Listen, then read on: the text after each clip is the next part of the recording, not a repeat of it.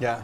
So we're good. Yeah, we're definitely good. We're not live. Well, we shouldn't be live, so we're just got a pretty busy schedule today, right? Yeah. Tell me about it. We've got like it's 1, 2, 3, 4, 5, 6, 7, 8, 9 games. Quite a lot of stuff. Quite a few announcements. Is there anything you're looking forward to, or more, or any of the games that you're more excited about? I gotta play favorites here, my stuff, because I actually I know about it and I've had something to do with it. So there's a little extra pride there when it comes to that sort of stuff. Yeah, that makes sense. That makes sense.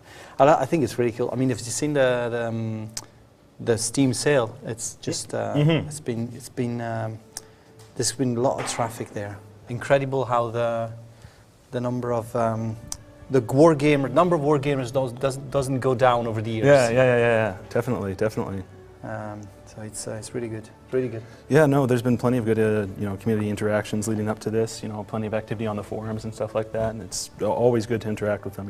I have some of our regular posters and stuff like that, the ones that do the big AARs. They're some of the most generous people. You ask them, any advice or expertise, they're just right there. They're so enthusiastic about it. Absolutely, and the numbers of Rule the Waves this year has been really amazing. I mean, it's crazy, just number of sales, but number of recurring players, and just like great stuff to see that even such niche topics have such a good following. Yeah, no, it's an impressive series, and it's great that we have it now.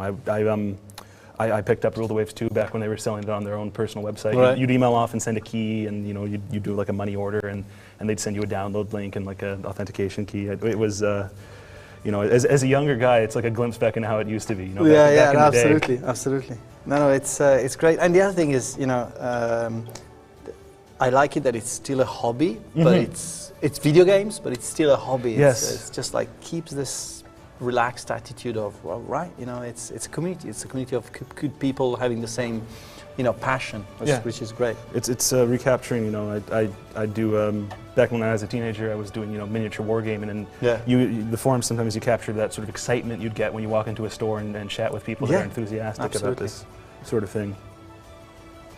It's just great to see that it's not like aging with the age of gamers. There's a lot of new people, new generations playing these games, which you might think is weird because all the graphics are becoming such a great thing in normal video games, but the number of people playing war games is not going down, which is great. I think there's always going to be room for those kinds of compared to the wider industry, we're a little niche, but I think there's always going to be people that want this kind of experience, this absolutely. more in-depth experience. Absolutely, and it's again out of a passion, not out of just I want to play a game and that's it. These games take quite a lot of dedication to learn and to get into, so that's really good. I'm very happy that we're managing to do these things. At the end of the countdown, I will put the intro. 10 seconds. That's a message that. See the message. I think I shouldn't have read that out loud. Imagine if we wrote something really nasty. Yeah, I don't think we're supposed to talk about the man behind the curtain, but no, we kind of are. No. But maybe we should show up Enzo's new hair color at some point. I mean, it's also good, no? Yeah, no, it definitely looks good. I like how it came out. It's really cool. It's really good. So I don't know if you noticed, but at the end of the countdown, you would put a 10 seconds thing. So yeah, Annie's asking. You see, Annie's asking for Enzo's to see Enzo's new hair color. Yeah. Next, as leader in next. Okay, yeah. I don't know if I don't know if they can spare him back there right now. I think he's an essential worker back there.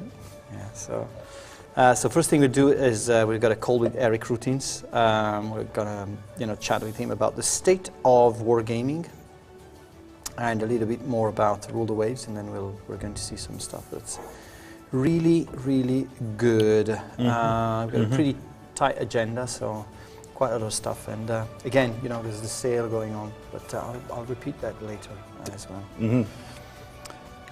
So the countdown is almost finished, so expect something happening now. Okay, yeah. Yeah.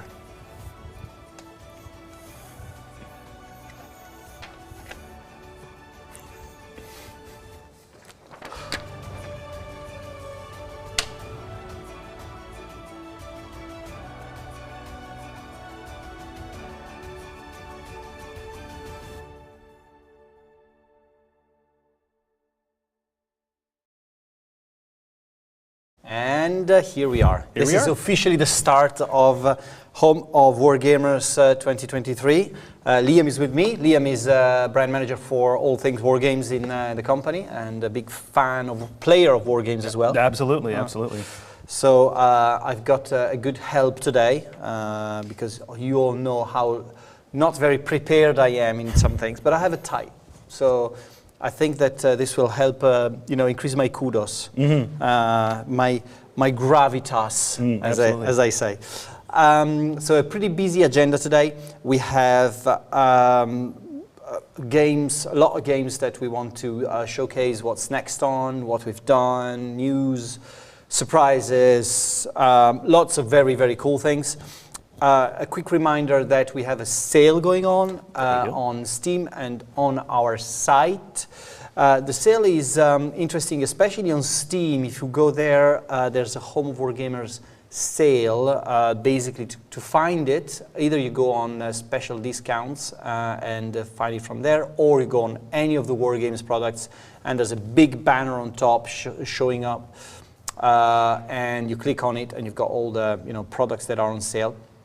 A big thank you for all of the companies that have that are also part of this sale that are not Matrix or Slytherin. We decided to extend the visibility to many other developers and publishers of war games.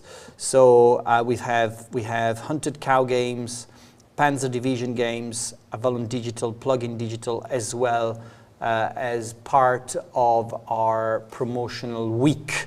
This is because this is intended to be a celebration of war games. Yeah, absolutely, right? Absolutely. It's a hobby, and we're all members of a big, wide community, and it's good that we all managed to participate. It's we're all enthusiastic hobbyists here. We the people behind the camera, believe me, we love playing them.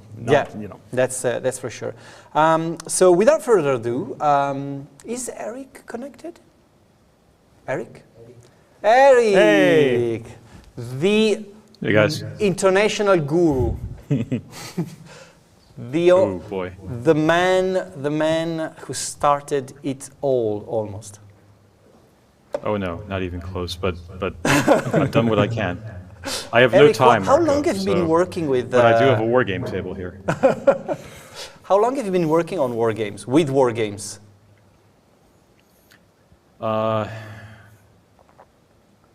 Probably since about 1997. Okay, about as long as I've been alive. Playing them before that. Playing them since about 1979. CC, Eric, you're our expert, and you're also the man behind some of the, productions that we've had over these years. Many of these war games have your name on them for a number of reasons. What excited you more in the past year about war games? Stuff that came out, stuff that was announced, things you're working on. Tell us a bit more about that. Right. Well, we've been working with a bunch of our wargame developers to get new titles out that have come out recently and that are coming out in the future. We had Flashpoint Campaign Southern Storm, which released on Steam earlier this year, which is a massive improvement to the previous titles in the Flashpoint Campaign series, and is heading to all kinds of interesting places in the future with expansions to cover, well, we'll talk about that a bit more. I don't know how much I can spoil here, but there's a lot more coming for Flashpoint Campaigns fans. We've had, War in the East 2, which has been our sort of big monster war game that not too long ago released an expansion. And Gary and Joel are working on a few new projects as well, which I can't, again, I don't know how much I can say, but let's just say they are hard at work, including on a major update for War in the East 2. I've been working with the guys from NWS on Rule the Waves, which you guys were just talking about, and that's been a pleasure to take a game that I think is a fantastic war game, but which hadn't gotten as much visibility necessarily as we might have been able to achieve for it, through all the extra platforms that we put stuff out on. And it's been great to see the Wargamers respond to that and get really excited about it. I've got other projects in the works as well. with many other developers that we work with, I guess, all told, including the old War in the Pacific Admirals Edition team.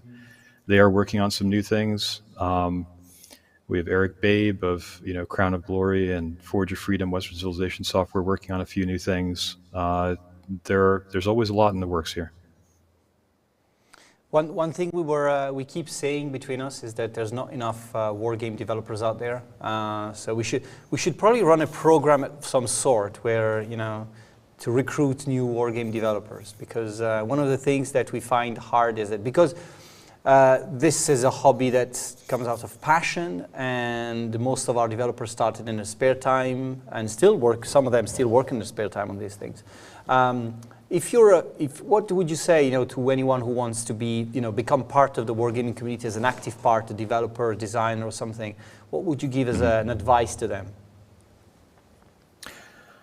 Well, I would say that if you're looking to get your game out to as many wargamers as possible, and if you're looking to get the best, I think, comprehensive support you can get with any publisher in the industry, come talk to us. We have a long history of taking a look at each wargame developer, assigning producers to the title that can help them find out, where they might need help, provide support, whether that's with consultations on art, on the more technical side, integrating systems that we have like the Play by Email++ and the tournament play, guiding them through how to get their games out to a wider audience, through platforms like Steam and GOG and so forth. I think with all those cases, I think it's key for a wargame developer to understand these are often, 1-2 man or women teams. They have limited resources, and sometimes they don't have every skill you need to be like the only person making a game. Sometimes you need a little help in certain areas. Sometimes it's just documentation. People hate doing, manuals and such. Sometimes it's coordinating testing. Sometimes it's marketing. A lot of people hate doing their own marketing.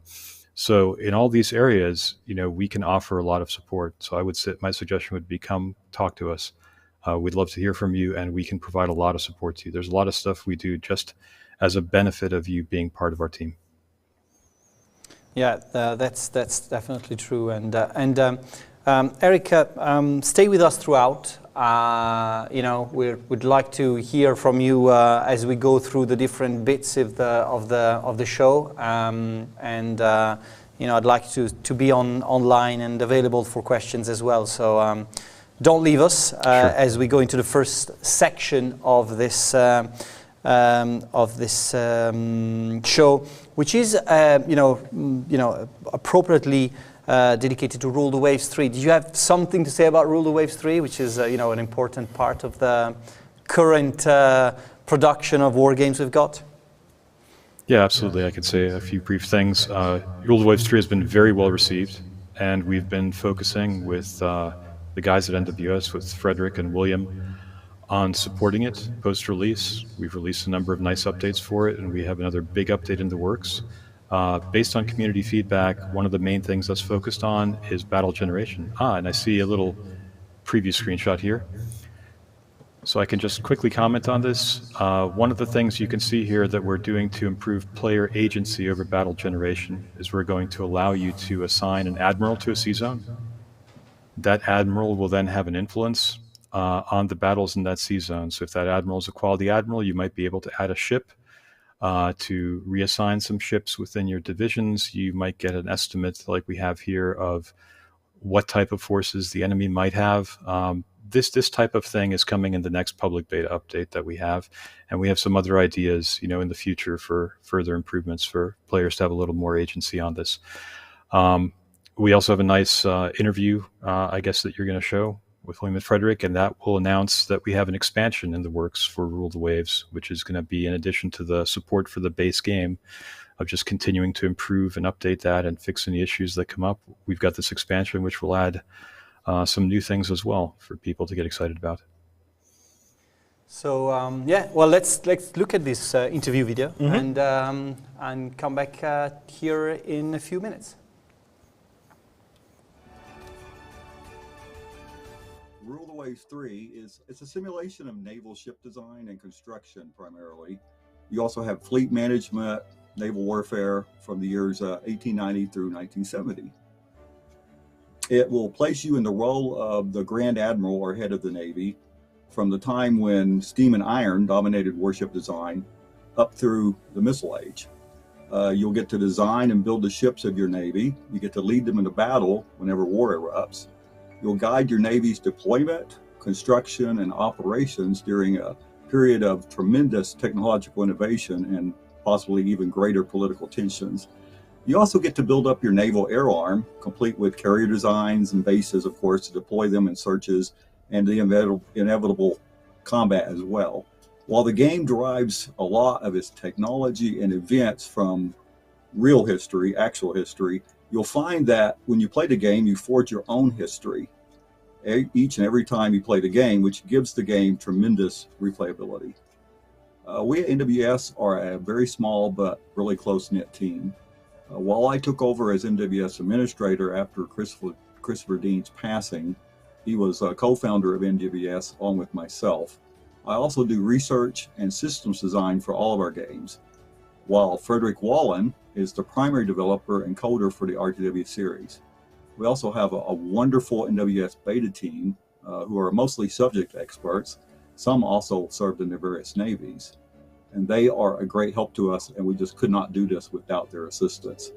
And that team also includes an exceptional graphics designer by the name of John Smith, and yes, that is his real name. Well, what I personally enjoy the most about RTW3 is the ship design system coupled with the real-world type of limitations that the game hands you that you are forced to deal with. And then being able to use those designs in campaigns and battles that you help shape and resolve. Now, both Frederick and I, since we were both much younger, have wished to be able to test out different naval combat theories and different ship designs to see how they would fare in combat and even in general use. And RTW3 gives us exactly the chance to do that sort of thing that we always wanted to.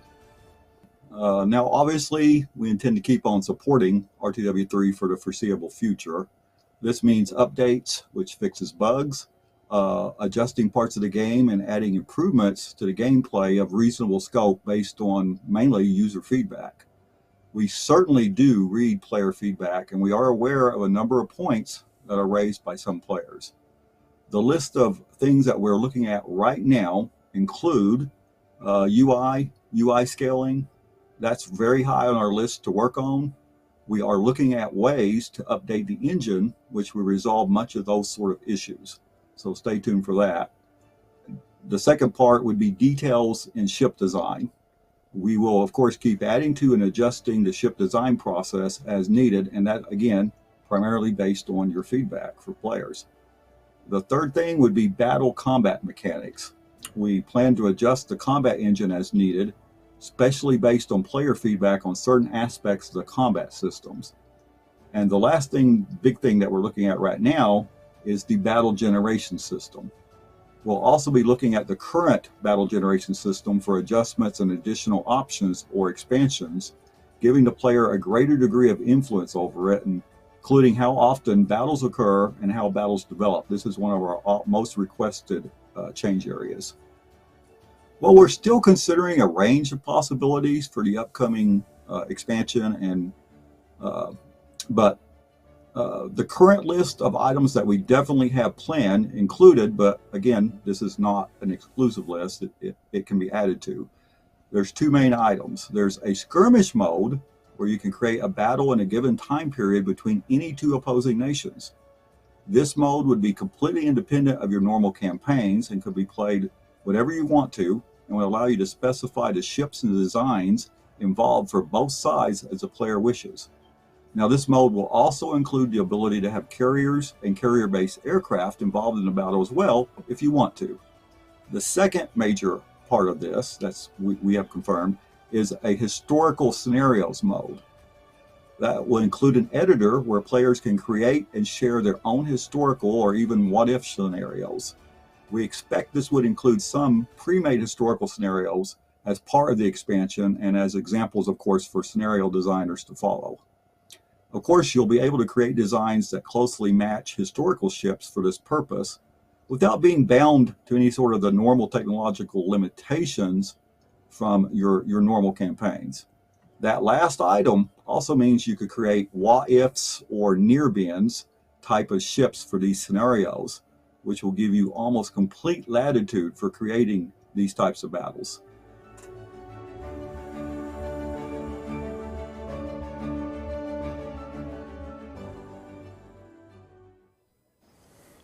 That's pretty cool, Eric. What are you? Yeah, that was William. Yeah, it's pretty cool because I see that there's always this sense of this is a big war game, it's complete, and then there's always something you can add on top that could make it even better. And I think that really thinking outside of the box, but also listening to the community, has contributed to, you know, taking RTW3 to, hey, we can now, you know, think about something else for it that could please the community. Yeah, and I will just say that William and Frederick, who we work together with on RTW3, they are both just absolute passionate wargamers and passionate about naval history and naval battles, and they have a lot more ideas about what we may be able to do in the future with Rule the Waves. That's cool. We're going from one you know, big game of yours to the other one, right? The next stop is Flashpoint Campaigns. Right.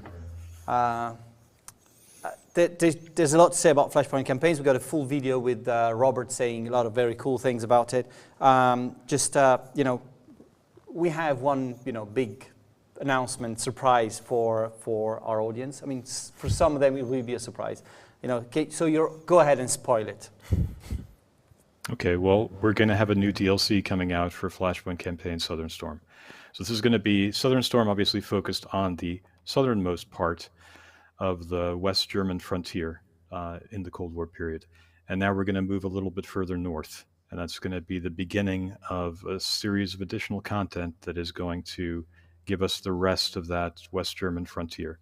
So Central Storm is going to bring us up into where we have West German 3rd Corps, elements of US 5th Corps, and parts of the Belgian Corps, all trying to defend sort of the corridor, the main corridor that sort of leads towards the capital of West Germany at that point, Bonn.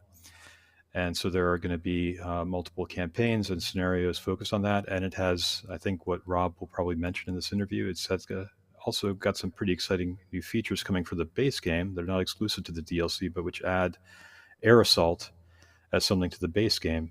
And that's also going to be something that some of the scenarios in the DLC and in future, you know, additional content will take advantage of.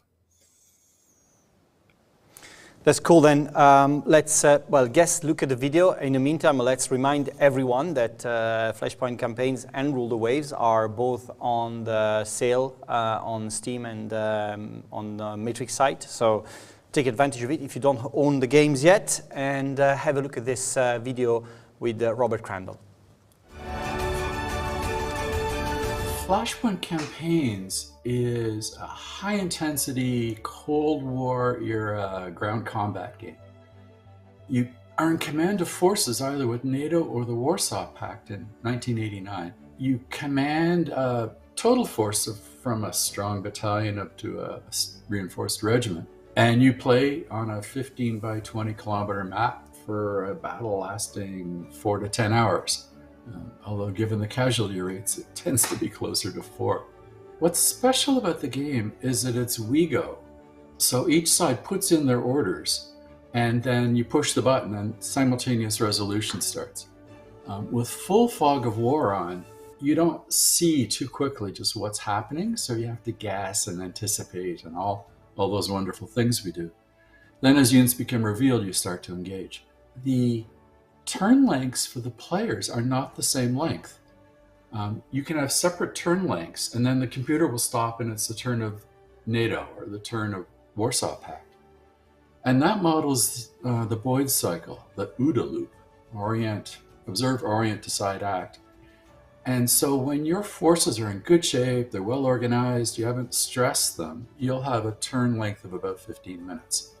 As your things start to unravel and you take casualties, the units get pushed hard, they're moving all over the place, they'll become disorganized and your OODA loop will stretch out. You might end up being 20, 25, 30-minute turns. If you're fighting a 5-hour battle, say, you're losing your grip. You are being outmaneuvered by the enemy if you let things get out of hand. And what you do to respond is to rest your forces a little bit, reorganize them a little bit, let them catch up, and then your turn length will start to shorten again. And you'll start to get a grip again on the battle. That's kind of the most interesting dynamic. But there's a host of other stuff going on. We model every tank and squad and artillery tube aircraft down to individual units. A typical counter in the game, typical subunit in the game might be 2 to 14 of these subunits. And then the counter is made up of several of these subunits in turn, and as a commander of this overall force, you might have 40 to 100 of these units. So the scale of the game, we model right down to individual tanks and aircraft and attack helicopters. We roll those together into subunits, and the subunits into unit counters, which you see on the map. And as the overall commander, you might have anywhere from 40 to 100 plus units. The map itself is 15 by 20 kilometers, typically, although they can get bigger. And you play. You play for victory locations. You try to inflict casualties. That war never happened, but it would have been extremely high intensity. They only had a 2-week window or so to achieve dominance on the battlefield, or they would have gone nuclear. So there's no sitting around. There's no waiting for the perfect moment. You have to act, and act fast on either side. The game itself comes with 3 tutorials, 25 standalone scenarios, and 4 campaigns, which obviously are linked scenarios, which between them have another 18 scenarios in them. Because it's Cold War, we also model electronic warfare. There's chemical weapons. There's even nuclear weapons towards the end, tactical nuclear weapons, and a host of things that kind of give that flavor of that era. The game ships with the scenario editor and the data files. Everything's unlocked. And if you want to make your own scenarios, go right ahead. Maps are a little harder to make, but we ship with 45 maps. So I think you'll find something in there that you can use. And if you really want to make maps, come talk to us, because we'll bring you on the team to make maps. The On-Target Simulations team has 5 core members. Between the 5 of us, I think we have 62 years in on working on this project. 2 of us have prior military experience, which really, really helps. 4 of the 5 are developers. All of us have been, Wargamers since prehistory. In addition to that group, we have another 6 contributors, and they make maps and scenarios, and they do a lot of the testing. They make a lot of the artwork and the surrounding briefings. They're helping out with documentation. Beyond them, we have another dozen, I would say, sort of core fanatical beta testers. Again, a lot of military service in their background, and they have lots of quality of life improvements. UI down to, you've got the wrong model of rifle for this particular unit. Perfect. We love incorporating feedback like that. And even more distantly, we get a lot of email from our customers, and they've served. And they will say, there's a little quality of life here. There's a little adjustment you can make there. And with the old game, Red Storm, we incorporated hundreds of those suggestions. There are literally hundreds of people out there who can point to some aspect of that game and say, yeah, I contributed that. I was a little part of that. And that's starting up again with Southern Storm. And if we get a good suggestion and we can do it, we will put it in. It's a big part of the team effort in our eyes. For 13 plus years now, a group has been putting on command post exercises, CPXs, at Origins. And the premise of it is that you get a group of players and they role model the staff all on one side of a force. And then it's played out through a war game to see what happens. That's the overview. So we get, say, 5 to 10 people. They are the staff, including the commanding officer. But you have the EXO, Intel, Fires, Operations, Aviation. All these roles are split up. take 10 people off the street and tell them, okay, you're role playing. They will have no idea what to do. So we teach them the US Army military decision making process, MDMP. And we'll spend an hour and we'll say, here's how you as a group of staff work together. Here's the structure. We then give them a scenario from Flashpoint. We put it up on the screens. We say, you as a staff are going to plan out what the blue side is going to do, and you have an hour. And they will apply what they've just learned and create a plan. And typically it's to take their forces, advance the length of the map, and set up a bridgehead across a river on the far side. And they're told that the opposition will be light and you can just scatter it as you advance. Having prepared the plans and chosen between the alternative courses of actions, they will then come to us and we'll put all those orders and plans into the computer and start the scenario. And then, because it's played with full fog of war, they go back to planning. They don't really know where the enemy is, so they have to come up with alternative contingencies. And they're in fact very busy, very engaged. But the intel guy keeps an eye on the screen, and as red units start to pop up, he calls it out, and between them, they say, oh, here's how it fits into this course of action and not that one. What they're doing is exercising a series of decision points. Scenario is crafted to make a series of decisions based on very limited information, and then modify them as the real information comes to light, right when it's hanging by a thread. So point of maximum stress, but it's not been won or lost one way or the other. By now, about 4 or 5 hours has gone by. And we then do a debrief. And everybody talks about their role and what they learned about it, both the specific specialty, but also the business of cooperating as a staff, because it's exciting. There are lots of things that can go wrong. And if the exercise is well designed, a lot of things will have gone wrong, but then they'll figure it out and they will be better at it the next time around. So the whole thing wraps up after about 6 hours. Flashpoint's used as the mechanism for playing this out and playing the red side. And then it has a host of information screens that you can use to do the after action report later. And we get a lot of people coming back, very engaging, very intense. And year after year, we keep seeing the same people coming back to play it yet again. The next iteration of Flashpoint Campaign Southern Storm will have another 4 new scenarios, standalone scenarios. 2 of them are Canadian, the 4th Canadian Mechanized Brigade, and 2 are French, which are a little underrepresented still in the game. There's more beyond that, but that's what we're doing to sweeten the deal right now. Content-wise, the thing we're excited about, and this goes back to our feature development, is that we finally, after 10 years or more, we finally added in the ability to transport troops by helicopter. We have helicopter transport. Should we need it, also truck transport.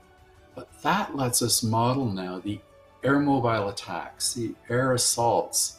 Both sides had considerable high quality forces devoted to nothing but making landings in the enemy rear.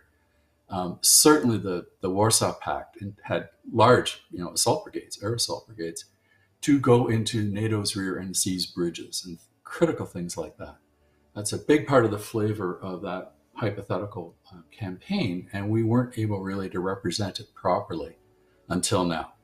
So when our next DLC comes out, you will see air mobile assault scenarios. In the Southern Storm game, it will be turned on shortly after you see this video, and those who dive into the scenario editor will be able to start adding it in. And we will bring out additional scenarios now that start to bring that into the Southern Storm game as well. So air assault, the whole Ride of the Valkyries thing, we're going to be putting that in. If you look at the forces on the ground going down from north to south in Germany, there were 9 corps or corps equivalents for NATO. When we did Red Storm, we kind of cherry-picked the middle 2/3 of that line and had a variety of scenarios. With Southern Storm, we wanted to change things up a bit, have different terrain, much rougher, rockier, mountainous terrain. So we went to the southern end of the line and did the 2 NATO corps at that end, US 7th Corps and the West German 2nd Corps. We then wanted to do a different stretch of the line, and we looked at the center, and right where the West German Third Corps and north of it the Belgian Corps are in the line, covers the capital city of Bonn. And there's not a lot of depth to that line. There isn't anywhere really, but that was a particularly important sector to hold and was sure to generate some desperate combat. The forces are not plentiful there for NATO, so they really have to be careful. They have to play a really good positional battle, or they'll just get unhinged and swept away, and Bonn will fall. So that is going to be the area that we're going to concentrate on next. I mentioned air mobile forces and helicopter transport, and this DLC will feature a complete scenario just on that. And many of the other scenarios will start to add in elements of this as well. Because you're playing in full fog of war, getting eyes on and spotters in, stay behind teams, special forces, anything that can observe the enemy in his rear, do artillery targeting, transforms the game. It changes everything. And this will make this feasible now. So we're very excited about this. One of our core guys who's played this game forever says this is the best thing we've done in ages. It's a whole new game practically just with this added in. So that's Central Storm. In terms of assets, we've got the original 8 nations, and we're adding in Belgium, obviously. We have 19 maps so far. We've got 15 standalone scenarios and 3 campaigns with a total of 16 scenarios between them.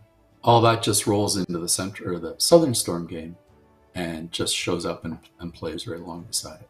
So as I described, there were 9 cores, NATO cores, effectively along the front. Central Storm got another 2, so that leaves 5. If you look at the map, it's really obvious we haven't really covered Fulda Gap yet. The US 5th Corps was there, and they had the shallowest front of anybody. So yes, it's reasonable to assume that we're going to do a really good Fulda Gap game, and that's in the pipeline. That leaves the northern flank. So I'm thinking the Netherlands, on the Rhine, there's another West German Corps, and also the Danes just to the north of that. And so something along the line of a northern storm might well be in the works. When those 4 are done, we'll have covered the entire inter-German border. Possibly someday, there were considerable assets earmarked for Norway, US Marine Corps units, Royal Commandos of the UK Army, all kinds of possibilities opening up there as well for really a different kind of campaign yet again. So those are the kinds of things we're thinking of at this point. Beyond that, there's still yet more possibilities, but yeah, it'd be a little premature to talk about those at this time. See about surprises? Mm-hmm. Yeah, definitely. That was really good. And we've got the team in the chat if you want to ask questions about Flashpoint campaigns. You can do that. Yeah, I think it's worth mentioning too that a lot of these guys are service vets. They know what they're talking about. This game, if you're looking for authenticity, Flashpoint Campaigns really has it. Yeah, and we've got quite a lot of the development team in the chat, which is really good. And hello, 22sex is one of the best AR writers for Flashpoint Campaigns, and I've been following his ARs on Twitter. They are very interesting because it's like super fast to get you to the point of how a well-written AR is done. So thank you for your support as well, 22. Next up, we've got Combat Mission. Mm-hmm. And you know what? Mm-hmm. It's out. Oh, wow. Combat Mission Fortress Italy and its 2 DLCs, Gust of Line and Rome to Victory, is now out on Steam and on our site. So you thought, this is not a spoiler, by the way. This is the reality of things. You can check it out and you can download it now. It's been released now. So you don't have any more time to wait, and you know that we don't waste any time here. I told you there was going to be some surprises. Mm-hmm. So that's definitely one of them. We're going to run a quick video about Fortress Italy, and we'll be back soon.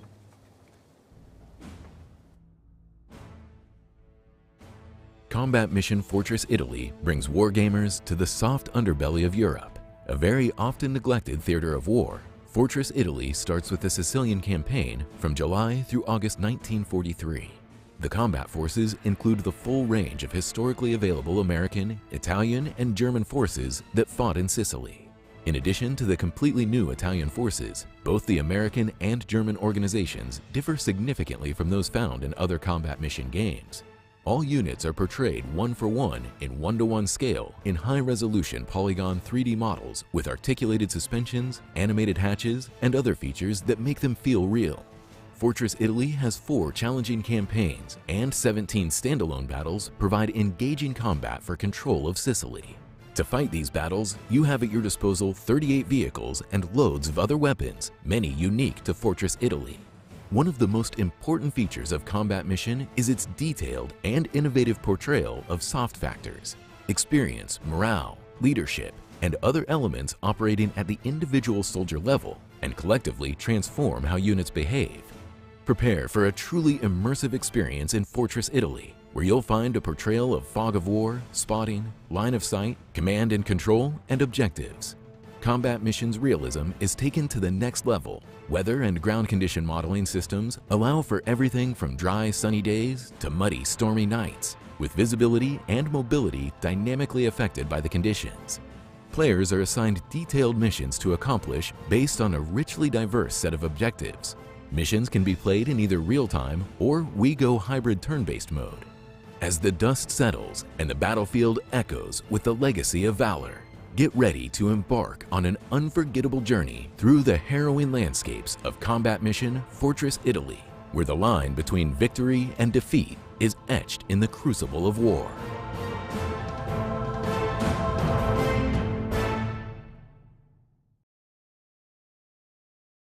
And can I give a huge shout out to Hapless for capturing such amazing shots on Combat Mission? Yes, the Combat Mission community is, we have some very talented YouTubers, and special shout out to usually Hapless. He's fantastic. He's really good, and check out his videos and things. He's really contributing a lot, and I think it's really, it requires a lot of patience and knowledge to capture these really cool shots. So good job, usually Hapless. And I know that we're going to see more of your videos very soon because we have another big surprise related to Combat Mission. We have a new grand tournament being now announced and available for subscriptions. The grand tournament involves 3 games. You're going to be playing Shock Force 2, Battle for Normandy, and Cold War. You can play all of 3 games together. You can select only one, but the cool thing about the grand tournament is that if you play all 3 games, then there's going to be a final ladder that includes all of the players from all 3 great games with the grand prize for the winner. So it's the first time we do this experiment. We've got a little teaser video. Let's look at the teaser video and I'll explain more about it.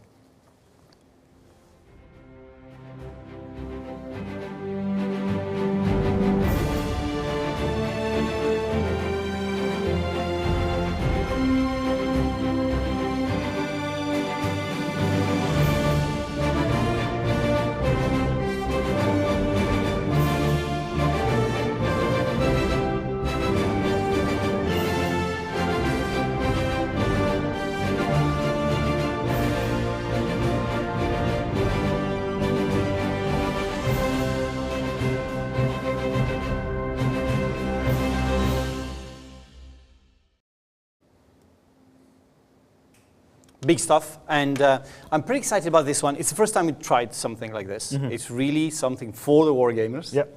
I know with this community, the competition is going to be very fierce. This is a very talented community. And also, every time we will play a battle or a specific scenario, there will be special videos and content released to go with that. So you'll get to know more about the scenarios themselves, the battles that we're going to play in the game.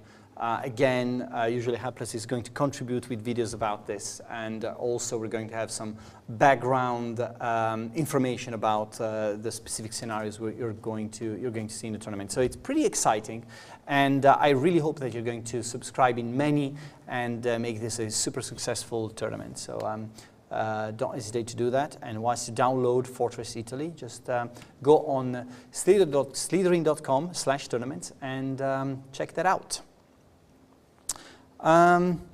We have some information about Nuclear War Simulator now. That we do. We have an interview coming up with Ivan Stepanov. He's been supporting this game since launch. Lots of free updates have come out. And we've got some announcements too about more free updates coming out in the future that are going to add some new features. Let's take a look. Since the release of the Nuclear War Simulator, there were quite a few features added, and there were quite a few improvements. For example, a large number of bugs were fixed, and a lot of improvements to the UI were done. And we introduced some features to the visualizations, to the animations. We fulfilled some requests by the users to make it more flexible. For example, we now allow placing any kinds of objects from any country anywhere, and we have removed the limitations on the yield of detonations. So now you can have any kinds of explosions, no matter how big they are. And we added a new data layer. Now we have a building height layer for better fallout simulation, and now we're allowed to use a high-resolution wind data for the high-split fallouts.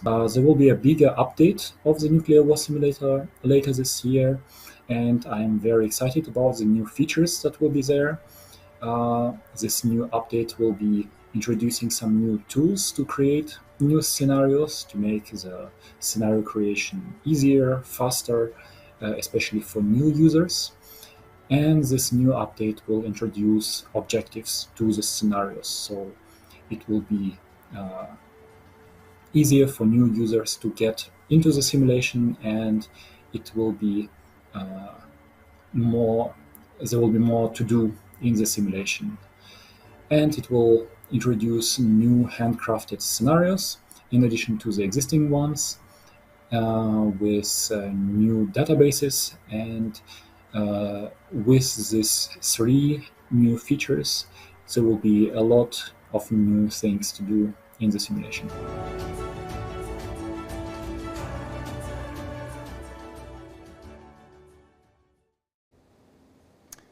Yeah, so over to you then, Liam. Yeah, okay. Coming up next, we have the new showcase for Command. We have Operation Desert Falcon, and joining us for this is going to be the scenario designer himself, Jacob Keys. Jacob, how are you?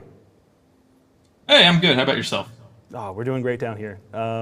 Lots of stuff to cover today, and I've been especially looking forward to this one because I know you've been working very hard on it, and you know what we've got going on is pretty cool. Not going to lie. Oh, well, I tend to think so. So before we jump into the gameplay, could you give us a little overview of the scenario? Yeah, absolutely. The scenario is called Operation Desert Falcon. It's set in the chaotic political landscape of Chad, where France's position has become precarious. An anti-Western faction has seized control of the government and has begun attacking any institution with ties to Europe. So in response, the French government has ordered the evacuation of the 500 civilians in the country.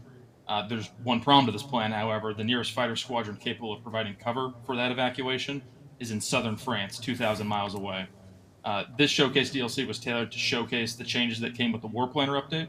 The scenario requires players to coordinate long-range strikes, manage air-to-air refueling, and execute a complex evacuation using the various gameplay mechanics like multi-domain strike planner, ops planner, cargo 2.0, and palletized munitions. So the player really needs to use a lot of the new features that have been added with War Planner. Can you just ignore these and brute force this scenario? They could definitely try, but the scenario was designed to have the player utilize these tools, so it would be a lot harder that way. Okay. With that in mind, let's show off some gameplay and talk about the narrative. I really enjoy personally a lot of good storytelling with my wargaming. So, and this one in particular seems pretty well thought out. You mind commenting on it? Yeah, absolutely. So the narrative draws from, like I mentioned, the hypothetical collapse of the French sphere of influence in Africa in 2027, and the rise of the United Sahel Liberation Front, or the USLF. The USLF is a merger of regional terror groups with the USLF, chaos ensues, and like I mentioned, the French forces were faced with the daunting task of evacuation and strategic strikes. Okay, so it sounds like the player will be facing challenging decisions, and like things are very chaotic on the ground. Fog of war is very thick. What are like the choices the player can actually make to influence things on the ground? Yeah, so the player's actions can influence scoring and the enemy response. So, for example, destroying the USLF headquarters weakens their forces. Points are awarded for various targets destroyed and for the successful evacuation of civilians. The player's choices and strategy determines the outcome. In this case here, we can see I just set up a no navigation zone to avoid breaching Libyan airspace. Doing so would incur penalties for each aircraft that enters, and the Libyans may even decide to engage our aircraft with surface-to-air missiles. That would greatly complicate this already very complex mission. I keep seeing these yellow pop-ups on the screen. That doesn't look like a normal command message. What are those? Yeah, so I'm glad you asked about those. I've always been a fan of scenarios that have immersive pop-ups. You know, things like the captain's aide walking into an office with a situation report. As the player executes their plan for Desert Falcon, they'll get these little news bulletins along the way that tell the story on the ground and the effects their actions are having on the situations. We decided to make a little bit of a callback to the golden age of news and based our bulletin designs off the old 1960s era AP teletype circuits. Our database manager, Ethan Hermanson, actually wrote all of these broadcasts, and he went back and looked at old archived copies from events like the Kennedy assassination to get the formatting, the abbreviation, and the newsy lingo looking just right. At the end of the day, we think it's cool. It's definitely not accurate to 2027, but we hope players will forgive us in the name of visual storytelling and a kind of neat aesthetic. Gotcha. So you mentioned, out of all the previously mentioned War Planner update features that we've shown here, which one would you say is your favorite? Thanks for asking. Definitely palletized munitions are my favorite, but in terms of the feature I was most excited for, it was hands down the flight plan editor, which you can see me using here now. This tool lets you create and customize the flight plans of aircraft assigned to strike missions. In this case, I'm setting up a standard strike mission against an airfield in northern Chad, something that's going to be very familiar to command players. My strike aircraft can go a long way with their loadouts, but at the end of the day, you can't kick ass without tanker gas. So being able to plant specific refueling legs on their 2,000-mile journey is a feature I have been dying for since I first picked up command, and it's one that's absolutely vital to successfully completing this scenario. Here you can see me creating the flight plan, adding in the specific waypoints for the refueling on the way into and then out of Chad. Without it properly planning a mission like these ranges would be nearly impossible, or at least extremely difficult. Yeah, the management aspects of Command have definitely improved since the initial release, and palletized munitions are like a really cool system to introduce, like really cutting edge tech. Any tips for players who haven't touched these new features since the War Planner update launched? Yeah, definitely play the multi-domain strike planner tutorials. Even if you're an experienced command player, they're the fastest way to become an expert in all the features that are wrapped up in the multi-domain strike planner. If you can get through those tutorials, you can easily get the job done for Operation Desert Falcon. Gotcha. So we've talked a bit about the story and the political background, and you just described some of the logistical planning challenges. On the sharp end of things, what does the player have to play around with? Yeah, so I really wanted to focus off the deep strike capabilities of the French military that they've been building up for the past several decades. Things like the Raphael with their deep strike loadouts, their naval Scalp EG cruise missiles, the surprising amount of air refuelable platforms that they have, including even things like their helicopters. And then, of course, in that same vein, their tanker fleet itself. We also wanted to throw in some Rapid Dragon palletized munitions. They're not in French service yet, but they're really becoming key to the whole deep strike discussion happening around the world, especially here in the United States. The ability to convert a transport aircraft into a missile truck is seriously transformative capability, and the player will be seeing just how beneficial it can be while playing Operation Desert Falcon. Personally, I really love the Rapid Dragon. I've been watching its development since it was first a teaser by the Air Force Research Laboratories. There's a cool moment later in the video where you actually get to see me firing them off, so I'll double back around to palletized munitions later. Okay, we'll be sure to check up on that again later in the video. Everyone has their favorite weapon systems, and it's always really interesting to hear about why. But before that moment comes, it seems like you really wanted to focus on French strike capabilities. Is there a particular reason why the French, of all countries, piqued your interest for a deep strike scenario? I mean, why not something like the United States, in the Pacific, the theater where Rapid Dragon will probably get deployed first, or even something with historical precedence like Operation El Dorado Canyon? Well, somebody has already made an El Dorado Canyon scenario, so that one was taken. But France is really fascinating as a study in procurement. Looking at their equipment and their capabilities that they've invested in, it's really clear that someone in the French Air Force has been explicitly focusing their abilities to project force across Africa, or at least their former colonies.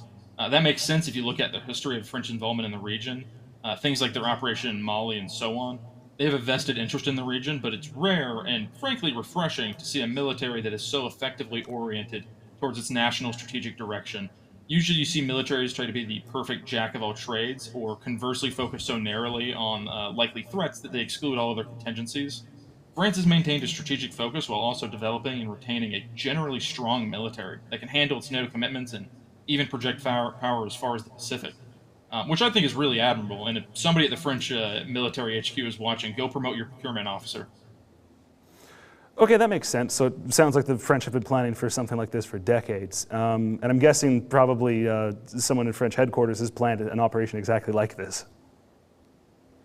Yeah, exactly. I specifically set the scenario up to be pretty much the absolute worst case deep strike that would stretch the French forces to their absolute limit of their equipment and their doctrine. Southern Chad is pretty much the exact geographical center of Africa. There's nowhere more remote. Every asset is being pushed right to the very edge of their effective combat radius, and you have to plan things out carefully because you don't really have time to loiter and come up with a plan on the fly. I think it really highlights, or I should say showcases, the legwork that went into preparing this sort of contingency all the way back in the procurement phase decades ago. Every range ring is stretched exactly far enough. In fact, funny story, I remember when I was first setting up the scenario, I was messing around with all these assets trying to figure out what would work, and I remember getting increasingly excited as I realized how all of these assets and weapons were perfectly arranged to get exactly where I need them to go and no further. I distinctly remember being in a Slack huddle reviewing the platforms and randomly screaming out "God bless the French" every 5 seconds whenever a range ring lined up perfectly. It was really incredible how well everything fit together. So, anyways, to the point, the player will get to use. This isn't so much like the Ford or the QE showcase, where we picked out a single gazillion-dollar headline unit to show off. The stars of the show here are the French workhorses, the Rafales, the tankers, things like that. The Rafales especially get a bad rap in certain corners of aviation enthusiast internet as a symbol of French vanity, or at the very best, domestic protectionism. People like to say things like, why not Eurofighter? Why do they have to have their own plane? But this scenario really shows why. I mean, the Rafales have something like 1,000 nautical mile range, unrefueled, with cruise missiles. The Eurofighter can barely hit that with an air-to-air loadout. The intent of this mission is to highlight the critical capabilities that the Rafael brought to the French and how they support the French strategy, even if perhaps a little less flashy as something like a new aircraft carrier. So the French are operating at extreme ranges, and you're really pushing the equipment in the scenario to its limits. I know that most players of Command probably know how to use their fighters properly, but do you have any mission-specific tips for using their equipment here? Because, like I said, this is really pushing things to the limit. Yeah, if you treat them right, the plans will get you home, but I think I mentioned it before, you have to plan. This is not a mission that takes kindly to marshaling, loitering, or figuring things out as you go. It's a dance. All the pieces have to work together. I would often say when testing that by the time that I thought I would need to launch my transport aircraft, they should already be halfway there. You have to come up with your plan and anticipate your needs well ahead of time. You have to make sure the pieces are already in position when you need them, not realizing that you need them and then scrambling to get them there. With the distance involved, if it's not ready when you want it, you're not getting it. I know I'm pretty guilty of, seat of your pants, changing things on the fly, and I know for this scenario I'm going to have to avoid doing that. You mentioned earlier Rapid Dragon and palletized munitions. I was wondering if you could go back on that a little bit, talk about that, because this is some pretty cutting-edge stuff. Yeah, so the video is actually showing it right here. Basically, a Rapid Dragon, for those who don't know, or palletized munition, is when they take several missiles and load them into launchers that are then loaded onto pallets. These pallets are then dropped off the back of a cargo ramp of something like a C-17 or a C-130. A parachute deploys over this pallet, and the weapons on board can be individually targeted and launched, all while the aircraft leaves the area. Basically, it turns a cargo plane into a missile bomber, and here we can actually see the individual missiles, or just a few seconds ago, on each pallet being targeted and fired. So that's one that's really cool. Two, why did you decide to add them to this scenario specifically? Yeah, so like I mentioned before, palletized munitions are a concept I've been following since they were first announced, and the inclusion in the War Planner update was all the excuse I really needed to justify adding them into a deep strike focused scenario. They may not be they may not be in French service yet, rather, but just last month the Japanese expressed interest in developing their own domestic palletized munition. This is a concept that's growing rapidly. Like you said, it's cutting edge. The idea that a single aircraft, even one as large as a C-17, can have 45 missiles on board, that's really exciting, and it adds a whole new dimension to these logistics aircraft. I suspect going forward, we're going to see more palletized munition systems like the Rapid Dragon and more countries fielding them. I wouldn't be surprised if even the French eventually look into for their own military, considering how focused they are on deep strike. It's so much easier to get something like an A400 over Central Africa than a flight of Raphaels. That's something that this mission will make painfully evident. So, command players will probably be seeing a lot more scenarios featuring this very unique system. Personally, I'm looking forward to seeing how the community leverages palletized munitions for their own scenarios. For this particular scenario, I chose to go with a single C-17 staging in Germany from the 300th Airlift Squadron out of Charleston, South Carolina. Originally, I had planned for the American contingent to be 4 aircraft, all C-17s with Rapid Dragons. Once we started testing, it became clear that 4 C-17s with Rapid Dragons on board was more than enough to complete the entire scenario without ever touching the other strike assets. So I made the decision to cut that number in 2, but the players were still overpowered, so now the scenario only features a single C-17, but let me tell you, it packs one hell of a punch. With that many missiles, I bet it does. Any recommendations in your testing for how players should use this weapon? Sure, so first and foremost, keep them out of the line of fire. It seems obvious, but you can't dogfight with a cargo plane. Next, remember to check the database viewer. The JASM ER missile that's on the Rapid Dragon is a long-range weapon with a serious payload. Individual ones can take out individual building-sized targets, but a whole pallet's worth can knock a runway offline for the time being. You don't have to concentrate your fires with this system, that's the whole point, but if you do, you'll get some seriously explosive results. So you mentioned earlier for this scenario that the objective isn't actually to blow stuff up, it's to evacuate civilians. Can you talk a bit about the practicality of that, how you actually go about doing that? Yeah, so earlier we spoke about the drama unfolding on the ground in Chad. Command isn't traditionally known for its ground operations, but I really want to add a greater motivation to the players' actions, real stakes.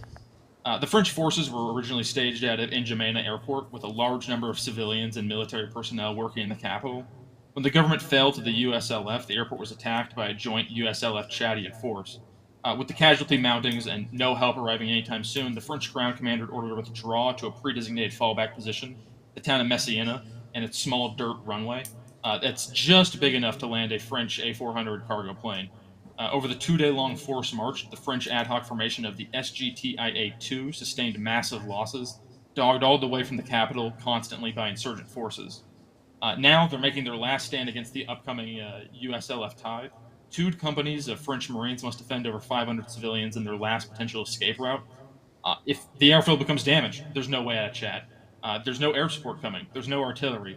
There's no supply bases, only what they have on their back, and the hopes that their brothers in the Air Force can come through before it's too late. So this sounds like a pretty dramatic and like desperate scenario you have planned out. I'm guessing for the evacuation too, you're going to have to really rely on Cargo 2.0 to manage this. Yeah, that's right. And in the video you just saw me using it a few seconds ago. Although in this case, the cargo being transported isn't ammunition and tanks, but instead it's fleeing civilians in the line of fire. The player will have to load the civilians onto the cargo plane and fly them to Libreville.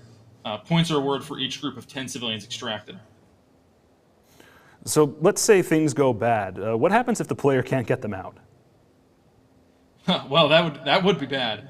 At the end of the scenario, a player will be penalized for every group of civilians not extracted to Libreville. The player can't just ignore the civilians to get a winning score. They'll have to get the majority out. And to get the highest score, they'll have to extract all of them with minimal casualties. And then what does the French player have as assets to win this scenario? Yeah, so in Libreville, there are 3 of the aforementioned A400 Atlases. However, 5 are required to extract all 500 civilians in one go. So the player will either have to plan for multiple trips utilizing the A400s, or make use of the 16 H-160 Gepard helicopters that are staged on the LPD Tonnerre just off the coast of Cameroon. Unfortunately, the H-160s are not within range of their target, so they will have to refuel off the 2 KC-130 tankers that are also staged in Libreville. This is just another example of where the flight plan editor is absolutely crucial to achieving the player's objectives. Gotcha. So I think we're about to reach the end of the scenario. You've mentioned rescuing civilians as points. What are the other ways you can get points in this scenario? Yeah, so like I said, the player gets points primarily from extracting civilians. They also get points for destroying USLF equipment and aircraft, just like with any other command scenario. The trick here is that there are different ways that the player can actually lose points. So, for example, leaving civilians behind is a huge penalty, one that can completely undo the player's progress if they don't extract any civilians. Another example is, like I mentioned at the very beginning, the Libyan airspace. The player receives a small points deduction for each aircraft that enters. It's small, so a gambling player might choose to eat the penalty, but it's still something that has to be factored in. Here we can see, in a little bit here at the end of this video, we'll see the final score that I got. And it's not great, but it's not terrible. This is a difficult scenario, even for an experienced command player. One thing you can't see in this video is the dynamic in-state messages that we've built into Operation Desert Falcon. This is a story-driven scenario as much as anything, and every good story needs an ending, good or bad.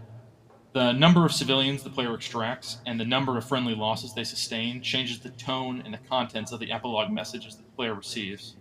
I don't want to spoil it, so I won't go into any detail, but it ranges from the absolute French triumph if they get all civilians out with no losses, to a complete unmitigated disaster and the collapse of French influence throughout the region, and pretty much every outcome in between. I gotta say, I really love narrative and story stuff like this in wargaming, and it's pretty cool that you guys have managed to include all this in. Yeah, thanks. And again, I have to give a shout out to Ethan Hermanson. He was the one who wrote the in-state messages for me as well. I just hope the players have as much fun reading them as me and him had writing them. Well, this sounds like a really good addition to the Showcase series. Jacob, I'd really like to thank you for joining us today for Home of Wargamers. I think everyone's really looking forward to this new release. Yeah, thank you for having me, and I hope everybody enjoys it. Desert Falcon will be out early this October on Steam and the Matrix Store. I want you as a voiceover for these things. You're sounding really convincing. And I've seen a lot of questions about Command as a whole, new updates and things. Just a reminder, next week we're all in Rome for the Command user event, which is the annual professional clients gathering, and we're doing it in the Air Force headquarters Italian Air Force headquarters in Rome this year. And from there on Thursday we'll do a special tea time where we're going to cover some stuff with the team, with the Command team, so stay tuned for that. Also, in 2 weeks' time, Command is going to be 10 years old. Yes, it will. So imagine, that was a long time ago, but the game's still being updated, the database is still being worked on as we speak, so it's a living creature, and we're happy to see it. Filled with a lot of players, first of all, but also filled with content and new DLCs nowadays. So thanks, Jacob. Thanks, Liam, for the interview. That was awesome. We've got now another game to show you, which is updates on the Strategic Command series. Got a little video. I'm going to sort of explain to you what it's all about. There's going to be a new DLC coming out for Strategic Command called World War I Empires in Turmoil. So, of course, it's a DLC for World War I. The game will include a lot of new scenarios, a lot of new and sort of obscure, smaller episodes in history that really deserve a war game. So the first one is definitely going to be the first Balkan War. We got the first and second Balkan War in the game. The first one you're seeing here is the first Balkan War. Basically, Serbia, Bulgaria, Greece, and Montenegro trying to force the Ottomans out of Europe, and that's mainly the scenario you're seeing here. Fighting, the Ottomans at the same time are also fighting against Italian forces. So it's this Balkan League, trying to force the Ottomans out. And the Second Balkan War, basically depicting the second phase of this war, so when Bulgaria turns its guns against the former allies at Greece and Serbia, and seeks to conquer the battlefield that was won. There wasn't one in the London Peace. It's really interesting. Again, some sort of smaller episodes in history, but really looking forward to that. The third big scenario is the East African campaign. This is more about more like the leftovers of the colonial wars. Basically, British Empire has sort of kicked out the Germans from the whole of Africa, and the Germans are trying to sort of capture some territory back. This is after their victory in Tanga, and that's about 1916, if I remember correctly. And it's basically happening all in Eastern Africa, and it's again kind of an obscure part of history, but really interesting. And the 1919, of course, Russian Civil War. That's the Soviet, the Russian Civil War is the core of the DLC. That's also the one we're using for marketing purposes, because it's the most popular part of the DLC. A divided Russia, and we've got also more. I think we've got screenshots for this, right? Where we have a couple more scenarios. Russian First Army advancing from the east against the Germans, or East Prussia, should I say. And the other one is about the Middle East, where basically British troops are trying to conquer Baghdad. I think that was the next one somewhere. Yeah, that's it. You see, it's Middle East, it's brownie. It's brownish. Yeah, so that's the Strategic Command. I'm very happy that we keep making content for Strategic Command. It's a live series. Since we launched the American Civil War DLC, there has been a lot of people asking for more DLCs for the other Strategic Command games.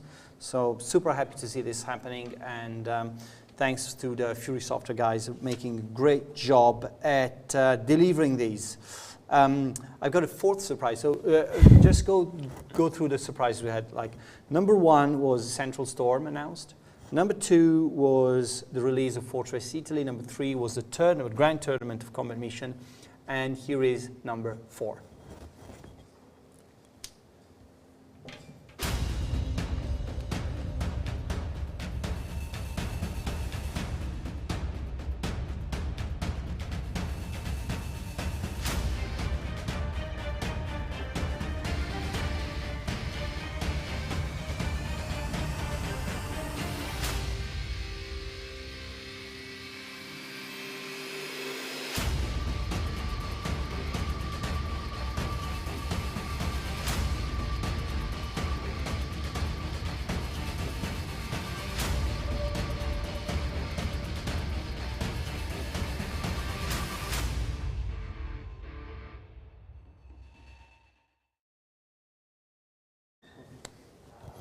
You got it. Armored Brigade 2 officially announced. You are going to see a lot of content being delivered for Armored Brigade 2 in the next few months. It's not coming out this year, if you ask yourself. It's definitely going to be released next year. It's a 2024 release. But major improvements for Armored Brigade 2. Of course, you've seen it moving to a 3D engine, 3D view. We're still setting in the Cold War. Major improvements. There's going to be a waypoint editor system, and before I miss any of these, the spotting share system has been massively improved. There's a huge enhancement in infantry mechanics, and you've seen it from the trailer probably. Fire and air support has been basically rework from scratch. There will be a lot of improvements on Armor Brigade 2. I look forward to it. The guys at the team has been working super hard to make these improvements so that all the improvements are functional to making a better game. And I think that you're going to see a lot of that transpiring from dev diaries and more forum posts in the future. So stay tuned on that. There will be a lot of stuff. So Captain Alatriste, I can't answer a question now, but you'll find out very soon. There's going to be a lot of stuff coming out. So yeah, this was sort of the sneak peek of an announcement. It was a surprise we really wanted to give you. So stay tuned for more news. There's a fifth surprise, I would say. And before we move to a focus on modern naval warfare, I've seen the Masalas being now sitting down on the side. Yeah, they're somewhere around here. Yeah. I sense some Masalases. Before we get to that, there's another big surprise for you guys. We have released on Steam now a new DLC for Valor and Victory. It's Valor and Victory Kursk, and I've got a video to showcase a little bit of that and more. We're very happy today to announce the release of our next DLC for Valor and Victory, Kursk. Kursk DLC is based on Operation Citadel, which was started on 5th of July in Russia in 1943, with the Germans looking to try and cut off the Kursk salient with attacks from the north and south simultaneously. In our DLC, we mainly focus on the southern part of the offensive, with the Germans looking to break through the successive Russian defensive lines.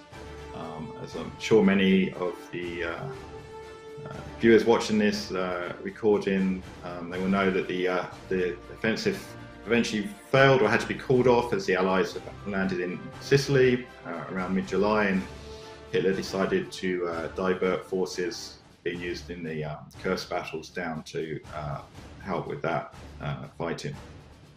The DLC has some new features in it. So the biggest one is overruns. So during the movement phase, you can move your armored vehicles through the enemy infantry units in an attempt to overrun them and destroy them. It also features anti-tank ditches, which will stop tanks from moving beyond that hex for one turn whilst they negotiate the anti-tank ditch. We've also got some new units, German Panzer Grenadiers, Elephants, Marder 3s, and for the Soviets, Lend-Lease Churchill tanks. The DLC also includes 10 new scenarios and 10 new maps to go with that. We've got some other enhancements that will be included with the DLC. So one of them is the maps are bigger than our previous DLCs, all of them. That's to allow, because we've got more armored combat, that will allow more movement and range for the mobile units, making the battles a little bit more fluid. There's definitely a more tank-on-tank action compared to previous DLCs, as you would expect with the Battle of Kursk. And also bunkers now have a field of fire, meaning they can be outflanked by tanks and infantry units. So as well as those, we've done an overhaul of the infantry unit graphics. Hopefully you'll find them a lot more appealing. We got some AI improvements to make it a little bit harder for you playing against the AI. Asked for a Pacific DLC, so I'm really pleased to announce that we're going to be releasing a bit later this year a DLC focus on some of the battles in the Pacific. In particular, the battles around 1942 to 1943, which includes New Guinea, Burma, and Guadalcanal. As part of that DLC, we're going to be releasing 2 new nations for you to fight as. So, of course, the Japanese and also the Chinese Nationalist Army in Burma.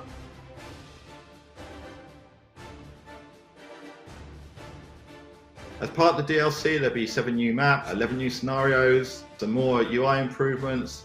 Combat, when you're fighting at night, will also be affected, so we managed to get in some environmental features as well.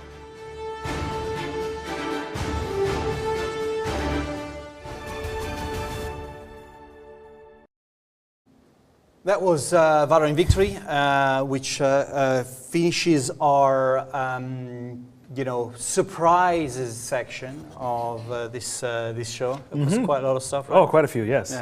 Yeah. So a reminder that there is a big sale going on Steam and on our site. All of our hardcore war games, our Matrix games, are on sale, so check it out. And I have here the Mazlas Bros. You can decide. I mean, are the chairs okay, guys? Yeah, fine. That's good. That's good. That's good. We had a chair issue at some point, but they seem to be fine now. Yes. Okay. Cool. Stable. Soft. The Mazlas Bros are stealing my tea time set for the moment. This is where I do tea time from. Oh. Yeah. So where's the tea? That's a good point. That's a good point. Giannis? Yeah. Why did you bring the other bros? You asked for him. I didn't want to. They told me there's tea, so I came. Guys, can you give us a quick update on where you are with development of modern naval warfare? We are building tons and tons of stuff. Although we would like today to keep it a little short and focus on 2 or 3 basic stuff we want to show. Mostly we're progressing with we believe the core item of the whole project, which is the sonar system.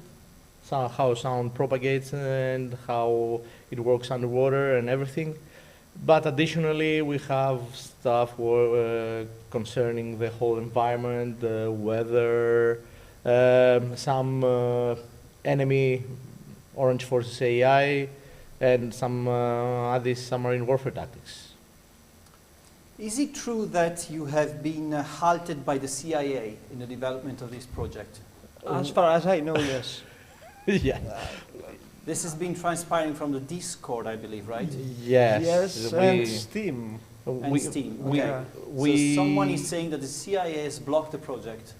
We are not exactly sure yet. Whenever we pass next to microphone, things are chipping and stuff.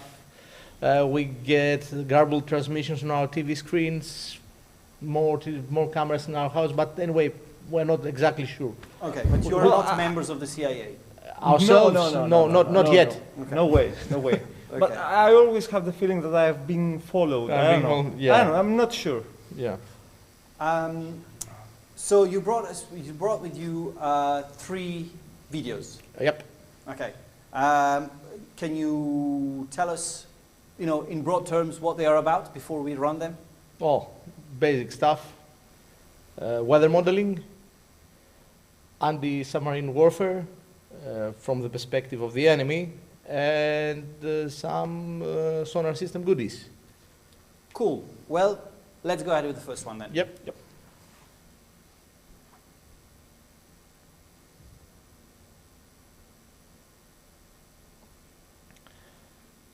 Well, the weather system is the first, obviously.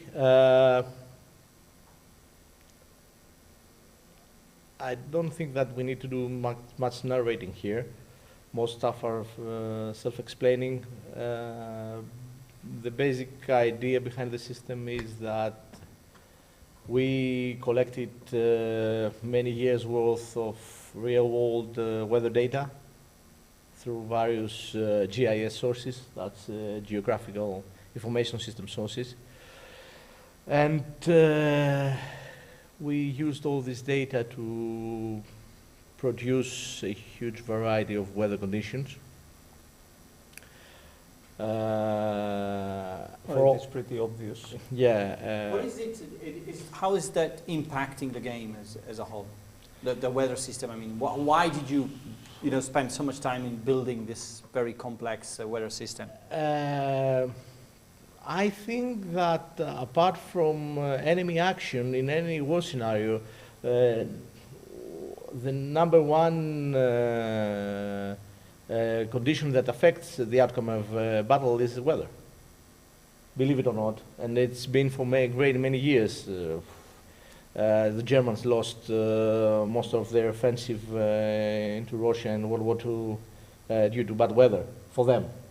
And in order for us to model a realistic war area, we needed to model a realistic weather system just for the whole world. And it affects not only the player as far as graphics are concerned, like this dark, really dark night, but it affects as far as sensors are concerned. It affects the enemy action, enemy behavior, everything. Yeah, even the handling of a submarine on a periscope depth. It's in a high sea state, it's really hard to sustain the depth that is needed. And all the range of sensors, from visual sensors to sonar sensors to radar sensors, are all affected by weather conditions. Yeah. Haze, for instance, and fog affect visual sensors and high frequency radar sensors. Sonar is highly affected by precipitation, that's rain or snow in northern The ambient noise is increased, ambient noise is increased. By sea state and precipitation, as you said. Ships are affected, their performance, if you got the glimpse after the bad weather, the whole ship on the right was tilting. And we extended that even to the modeling of clouds. For instance, these cumulus clouds that you see here present a highly unstable atmosphere at the moment, which means that during the time of the gameplay, or during a mission gameplay time, you would probably have changes in your weather. Realistic to the time and date, of course, of the current mission and the location. That's really cool. The idea of pushing the realism to these limits, how's that impacting your development cycle? Is it like the more realism you add, the more complex the game becomes to develop? Obviously, yes. Yes. It becomes more complex, but it's more fun. I think, is it more fun developing it, or is it more fun playing it? Well, to be honest, during the time of the development, it's not really that fun, because you have to consider myriads of factors left and right. A simple difference on the performance of the sensor during a bad weather might affect a lot of other factors inside the game. But in the end, when you see the result, you say, "Oh wow, that was a good choice to implement that." Well, it's worth the price. Yeah. Well, that's because we're going to charge $149 for the game, right? Depending, the full weather edition will that's if you want the full weather edition. It's $500. Yeah, exactly.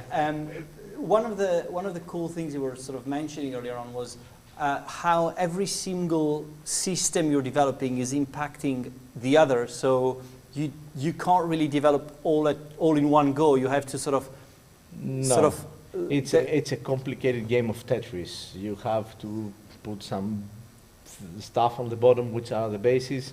Then you develop one of the systems, like the sound propagation system, up to a level. Then, in order for the sound propagation system to play correctly, you need to import some wall data, which means that you have to deal with GIS. Then, when you've got this data, you can move forward with the rest of the sound sonar system, and the thing goes on and goes on. Of course, and the additional problem that this title is a real-time simulator. Yes. It has to work 60 frames per second. Yes, which makes the whole thing even more difficult, because you add stuff and then the whole thing gets slower, and then you have to speed up the whole thing in order to be playable. They're just giving public excuses why they're late, basically. Yes. That's the whole point. You must admit There are good excuses. They are very good excuses. Yes. I mean, I couldn't come up with better excuses, to be honest. Well, you could, yeah. There's another video I wanted to show that you brought with you, was the one related to anti-submarine warfare. Let's take a look at that. We should note here that for the people who know about this stuff, ASW usually means awfully slow warfare. That's just a part of the whole operation, ASW operation. Yes. What we see here is we've got one Helix Russian helicopter. It's supposed to patrol around a convoy. The enemy forces, that means, they have a rough knowledge of where we are. We've been probably, as a player, lazy on our approach and got detected. So what the helicopter does, it's getting closer to the surface, and right now it's reeling down the dipping sonar, as they call it. It's a sonar sensor at the end of a wire. It's not very apparent in this video. It gets to a depth that it's needed to get the best in these conditions, probably below a thermal layer.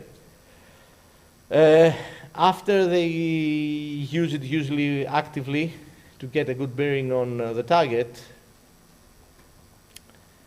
these rather good guys decide that we've overused their welcome behavior up to this point, so they raise the sensor at this moment. We'll see it getting out of the water. They gain some height and speed. Yep. And when they're ready, they'll decide to send the welcome message to us, or goodbye message. Goodbye message. Yeah, depending on which side you're on. Yeah.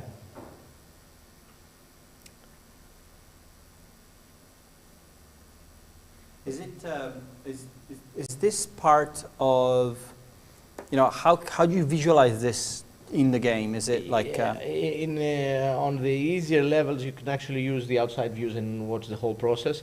That's an APR-3 torpedo launched. But on more difficult levels you probably only hear the splash from the torpedo. In this case now the torpedo, how this particular torpedo operates, it's thrown into the water and it does a spiral motion up to a predetermined depth before it opens the engine, right, the rocket now. engine. Yes. It actually has a rocket engine. Yes. Now the whole thing, the whole system has either found and locked the target, or reached the depth level that it should get activated. Yes, and then starts doing a couple of tracking maneuvers. Usually it's another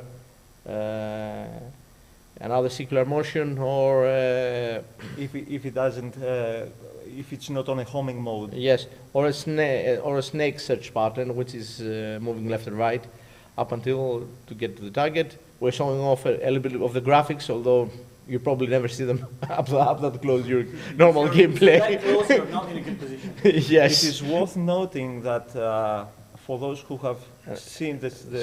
now it seems that it already locked right now because it's not very apparent, but it's a little bit strained on the trajectory. Yeah, sorry. Yeah, as I was saying, it is worth noting that the physics between the air and the interaction of the torpedo actually used the air physics. Ooh. Yeah, and we did. Done. Yes. If you, there was a good chance that if you were playing from the other side within the submarine, you wouldn't have many.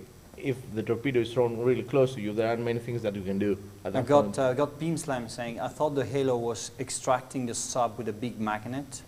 That was a great idea, but I think that we had to do some diet on the submarine. Well, maybe, Yeah, it but, take off 7,000 tons or something. Can we add the feature at all, or is that Yes, not possible? Is that too late? we are welcome on this kind of suggestions. We already have a request for a zombie mode.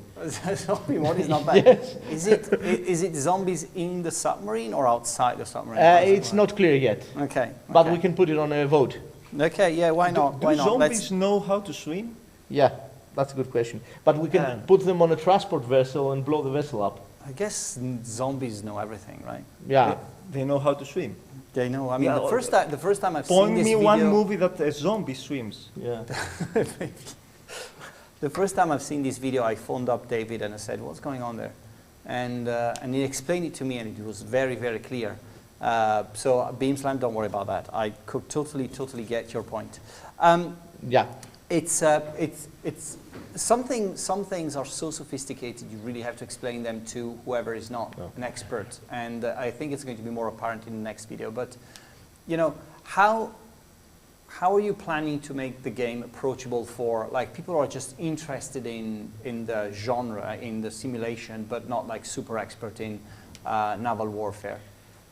Well, the idea was that you can play. Reading? Yes. There are Instead of training? yeah. There are two things. First, it's a hardcore simulator, which means that you at least need some basic knowledge of what's happening underwater. Which is not a big case. Who doesn't know how to use a submarine? Yes, it's common knowledge. Yeah. For that, we are preparing a really big manual, which should help everyone. And apart from that, there is an option to play the game by actually giving commands to each station instead of actually operating the station yourself. Okay. That's, let's say, the easy mode of game. It's not the easiest game to play, that's clear enough, but at least you don't have to learn how to operate a sonar station before you can actually do something like shoot a torpedo or something. Eventually you will do. Yes. I mean, where's the fun there? Just giving commands. Just giving commands. Yeah, I think that one other important part of modern warfare is that this is sort of the start of something, right? The very first the initial game will have Virginia class submarine. Yeah. That's what you're going to operate yourself in the game. But you're looking at expanding this, system with more content in the future. Can you tell us how you plan to do that? Not by giving, specific names of units or something, but what's the overall plan? We have a plan for 3 or 4 different types of DLCs. Initially, we are delivering South China Sea as a combat arena. That's 1,200 kilometers by 1,200 kilometers area to play in. The first type of DLCs is that we're expanding this combat area to different places in the world, different hotspots. Yeah, with actual significance, tactical significance. Yeah, the Baltic, really shallow sea, which is not North very... Atlantic. Yeah, and South Atlantic and different parts of the world. That's the first type of DLC. Second type of DLC are new campaigns. The game will come with one major campaign, but we have already planned the second one, and there's a whole slew of campaigns that can be designed. Third, and maybe the most interesting type, is different platforms. We have already planned with our team a way of developing these DLCs while at the same moment updating and keeping current the game engine, which for us is 2 different things. We have the game engine in the world and the physics on all this stuff, and then we have the system modeling that goes to each DLC. May I point that on the DLC platforms we are aiming for surface ships? Also, yes, someone in the future, apart from other submarines. Yeah. Okay. Quick couple of questions from the chat. Okay. Planning multiplayer co-op for where multiple players playing different stations? It's on the initial release. And That was an easy one. Multi-station. Yeah. And Hatchet Force is asking, will there be under ice operations? Are you planning for that? Yes. When we're gonna introduce the Northern Sea, yes. Yes, we would So like there's to no put- under ice operation in the South China Sea? Yeah, well, the minimum the temperature is, I think, 28 degrees Celsius, so centigrade. So it's a little bit difficult to get ice there, but we can try that. A very rogue iceberg. Well, we could actually probably melt. Yes, as you put it yes, in. we could actually simulate the iceberg, and then it will melt. So. And we've got a third video here I want to Okay. show you guys, which is about the sonar, right? Okay, yeah. Now we are showing off. I think the video, of course, is pointed towards people that understand the significance of sonar for submarines, and yeah, moved around our submarine a little bit.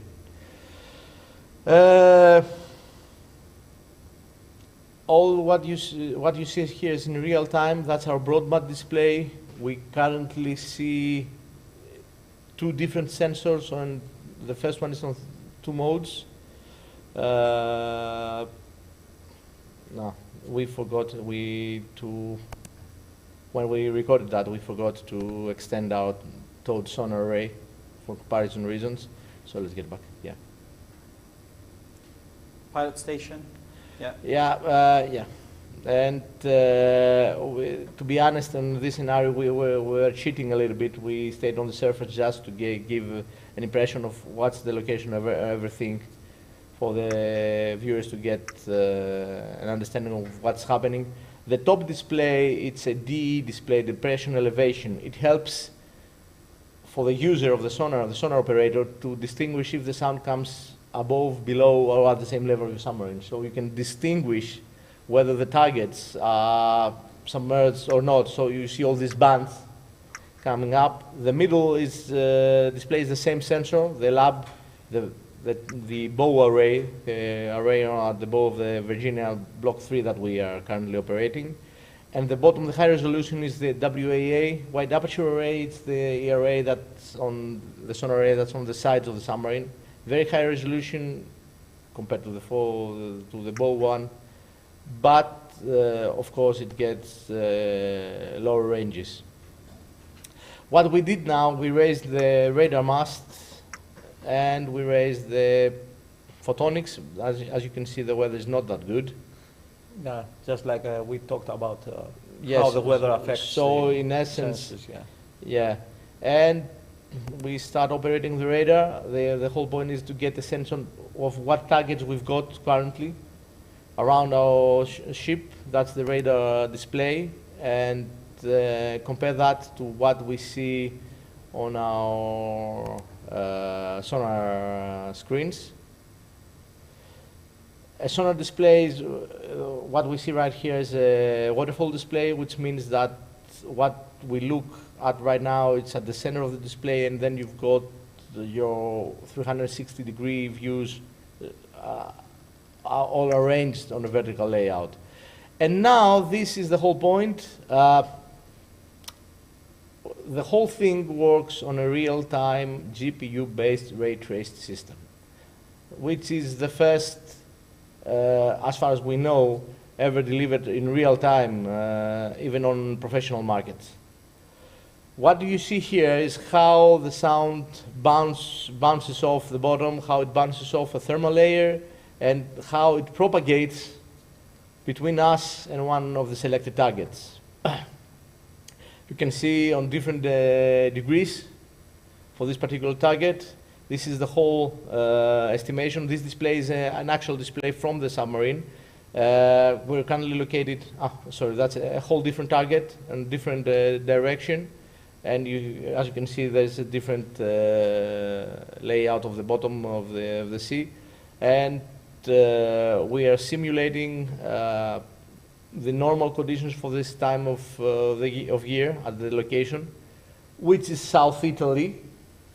In this case, since we have gathered GIS data, although we're releasing South China Sea, we have gathered underwater and GIS data for the whole world. And the behavior of the signals are totally different from one position to another position, or from one target to another target. And all this is done in real time. The third display now at the bottom is what we call the towed sonar array. It's a large array that we stream on let's say on a wire kilometers behind the submarine. And just to show off some of the graphics, we switch to a thermal camera to see what's happening on the surface. We have a target on our the starboard side, that's on our right side. And we've got another one. Yep, that's a tanker. Now that's a container ship, sorry, on our left side, on the port side of the ship.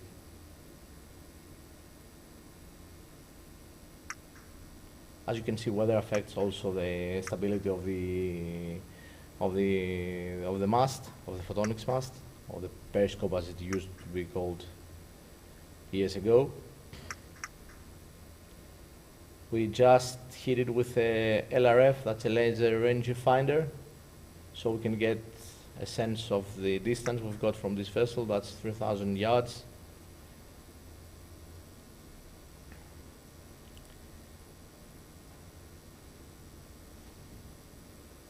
One question from the chat is there a stabilizer for the camera for the? Yes, it's on, but the sea state is there is a stabilizer, but the sea state is horrible at the moment, so even the stabilizer cannot compensate.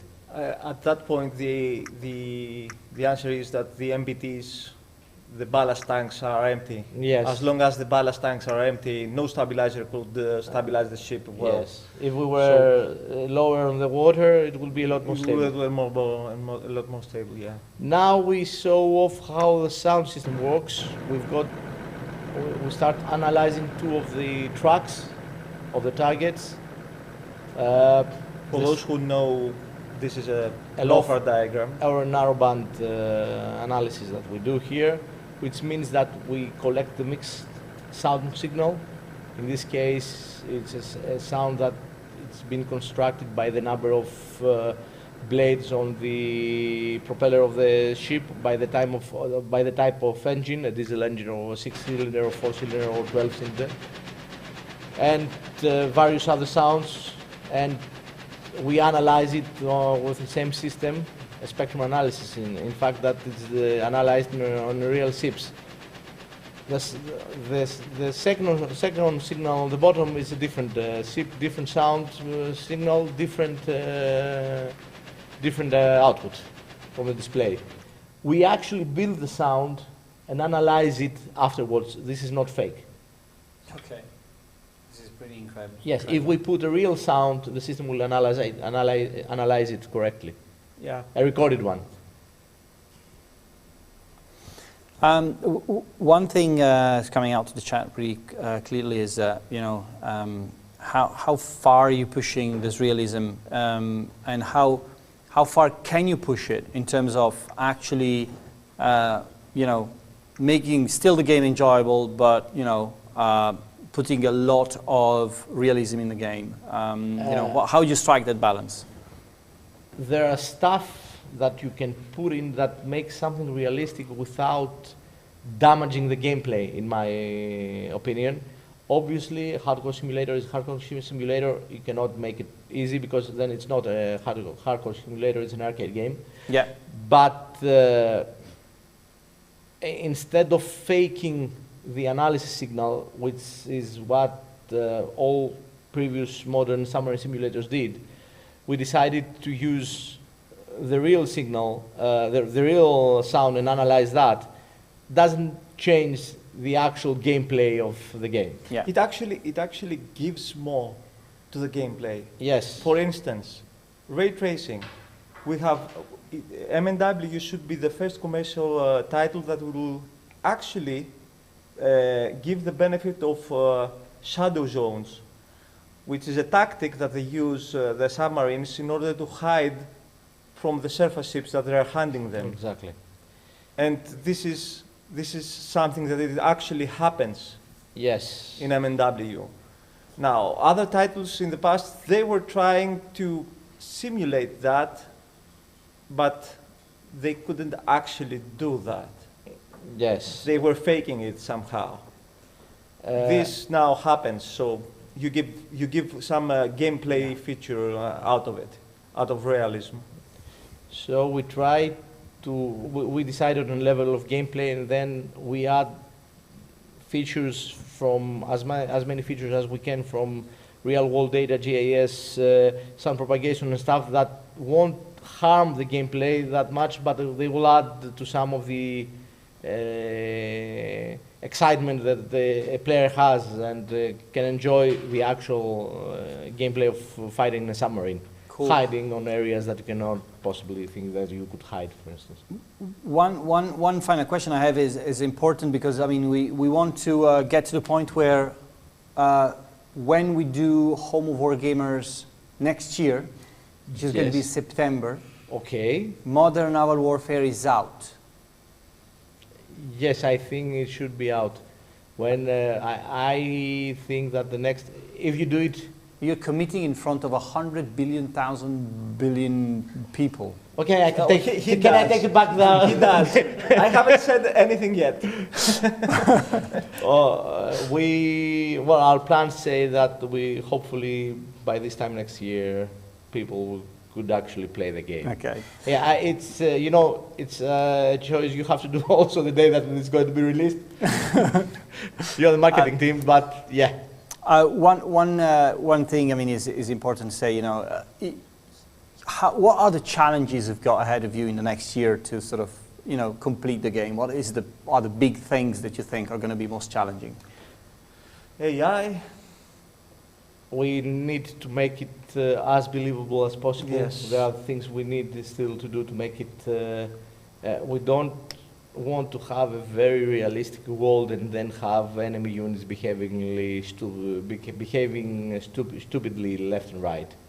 I think it won't be that interesting this way. Yeah, so we have to teach the computer, we have to teach him ASW tactics. Yeah. Simple enough.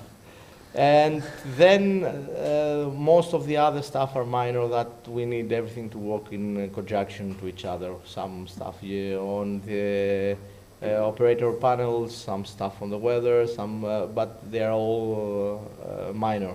I think, yes, the biggest challenge is making the AI as realistic as the rest of the game. When can you expect a beta? I think a safe bet is 3 months before release, so late quarter one, mid quarter two. Okay, next year. Cool. That's. I mean, you guys have a date then. We can start collecting beta testers around end of Q1, and then deliver a beta for all the fans around mid Q2. Thanks for joining us, guys. It's been great to see you again. Next time I'll see you here. I want a game out and a DLC plan. Okay. Okay. Okay. Yes. Yep. They said it. I didn't say it. Well, you asked the question. You could have avoided. Yes. Yeah. Oh gosh, that's very hard work. This Yes, is, yes. and these are my best developers. No, Nah. I'm joking. They're not the best at all. Thank you very much. Can we leave now? You can. Before we finish this, thank you guys. Thank you, Maslas Bros, for joining us. I want to. Is Eric still there? Are you still there, Eric? I'm here. Hey, Eric. I've been watching. Thanks for staying with us all this throughout the show. Lots of exciting things. Do you think so? Absolutely, and you're a tough interviewer, I have to say. Props to the Maslas Bros there.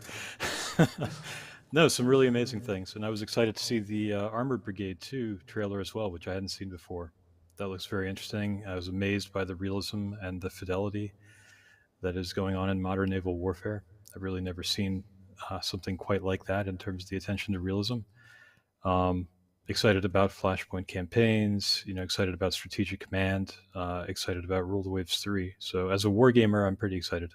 There's quite a lot of stuff, and to be honest, and if I look at what we decided not to announce because it was too early or because we didn't have any material or something. You know, there's quite a lot of stuff cooking in the background as well.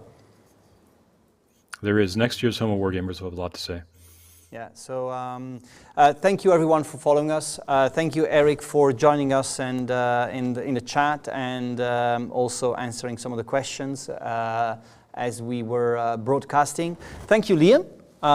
You know, first show for you, but you know, good to have you, and hopefully you're going to do more in the future, as more live streams as well. Oh yeah, absolutely. No, this was a lot of fun.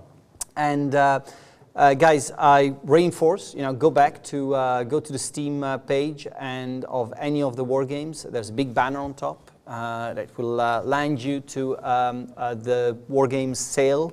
There's lots of games and you know, with huge discounts also on our site as well. Make sure you collect all of the missing war games you've got in your collection. And as far as we are aware, this is going to be a fixed appointment. So next year we'll see you again for Home of Wargamers. I'll see you next week. Well, I'll see you this week at tea time, and we've got quite a lot of stuff for tea time this week as well. And you know, lots to be very excited about. So thank you all for following us. We're very proud of you guys, the wargaming community. Happy for you, you know, flying the flags of the hobby, and keep flying it. We rely on you to make war games in the future for years to come. Thank you for following us, and we'll see you next time. Bye. Good night, everybody.